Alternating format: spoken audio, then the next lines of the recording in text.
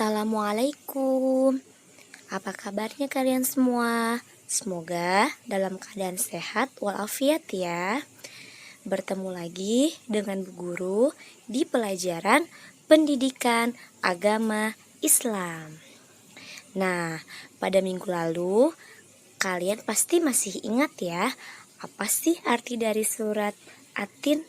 Berapa ya jumlah surat At-Tin dan di mana diturunkannya surat At-Tin? Nah, kalian pasti masih ingat.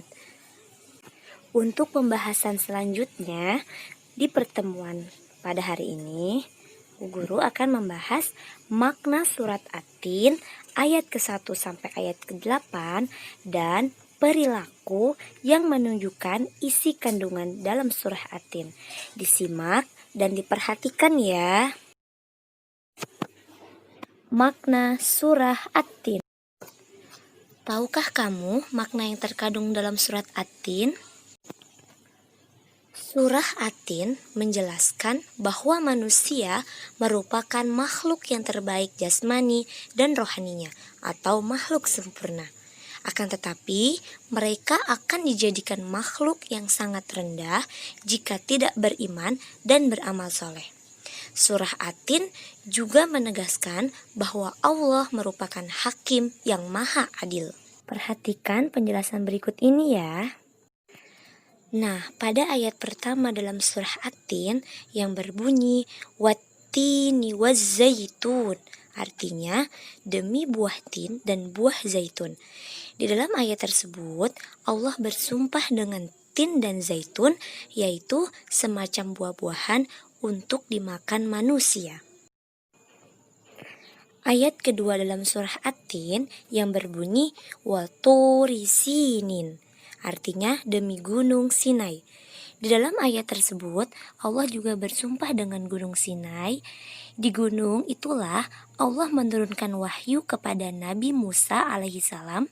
Ketika itu, Allah menurunkan kitab Taurat untuk menjadi pedoman hidup bagi Nabi Musa alaihissalam dan kaumnya. Dengan kitab Taurat itu, Nabi Musa alaihissalam mengajak kaumnya untuk meninggalkan perbuatan syirik menuju perbuatan yang diridhoi Allah, yaitu senantiasa mengesahkan Allah dengan cara menyembahnya.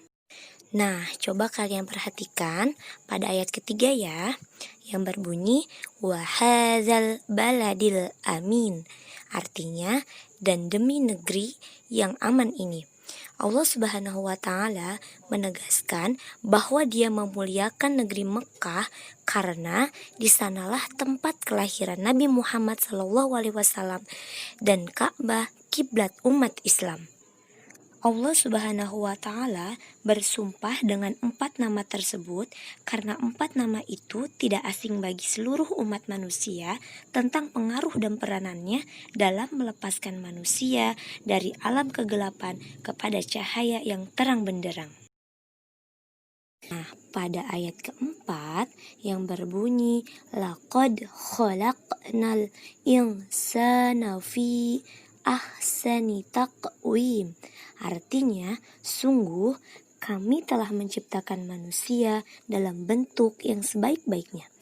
Ayat tersebut menegaskan bahwa Allah telah menjadikan manusia sebagai makhluk ciptaannya yang paling baik. Nah, makna pada surat At-Tin ayat kelima yang berbunyi Summa rodadnahu asfala safilin, yang artinya kemudian kami kembalikan dia ke tempat yang serendah-rendahnya. Dalam ayat tersebut, Allah menegaskan bahwa jika jiwa manusia telah dikuasai oleh kejahatan sehingga tersesat atau jiwa manusia telah dikuasai oleh nafsu kebinatangan, maka Allah akan menempatkan mereka ke tempat yang serendah-rendahnya. Allah akan menghinakan mereka. Nah, pada makna ayat ke-6 dalam surah At-Tin yang berbunyi illalladzina amanu wa amilus solihati falahum ajrun ghairu mamnun, yang artinya kecuali orang-orang yang beriman dan mengerjakan kebajikan, maka mereka akan mendapat pahala yang tidak ada putus-putusnya. Maksud makna ayat tersebut adalah orang-orang yang beriman mengetahui bahwa alam semesta ini ada yang menciptakan, yaitu Allah Subhanahu wa Ta'ala. Dialah yang mengatur seluruh alam semesta. Dia pula yang meletakkan syariat bagi makhluknya agar dilaksanakan oleh mereka. Coba kalian perhatikan lagi ya di ayat 8 yang berbunyi fama yukadzibuka ba'du biddin. Nah, maksud dalam ayat tersebut adalah Allah Subhanahu wa Ta'ala mempertanyakan kepada orang kafir dan musyrik apa yang menyebabkan mereka mendustakan hari pembalasan terhadap amal perbuatan mereka, sedangkan bukti-bukti tentang datangnya hari pembalasan itu sudah sangat pasti. Nah, makna yang terakhir di ayat 8 dalam surah At-Tin yang berbunyi alaihissallahu biahkamil hakimin. Maksud dalam ayat tersebut adalah Allah menegaskan dengan sebuah pertanyaan, bukankah Allah hakim yang paling adil? Itulah sebabnya Allah menciptakan hari pembalasan bagi manusia agar manusia bisa menjaga keimanannya kepada Allah Subhanahu wa Ta'ala, agar manusia senantiasa menjaga amal solehnya. Nah, itulah makna di dalam surah At-Tin.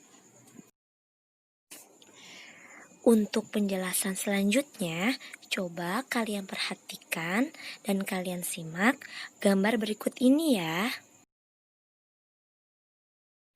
Coba kalian perhatikan pada gambar 1.2. Ada gambar seorang anak, laki-laki dan perempuan yang sedang belajar di dalam ruangan. Nah, itulah belajar dengan tekun merupakan salah satu bentuk tanggung jawab seorang pelajar.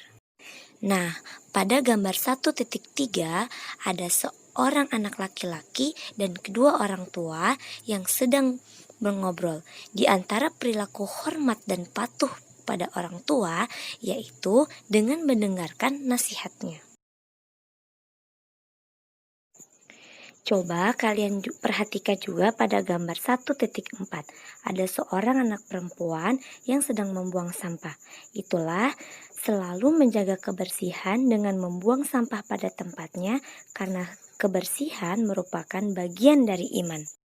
Nah, pada gambar 1.5 ada sebuah keluarga yang sedang membagikan hadiah karena berbagi dengan sesama merupakan cara membahagiakan orang lain.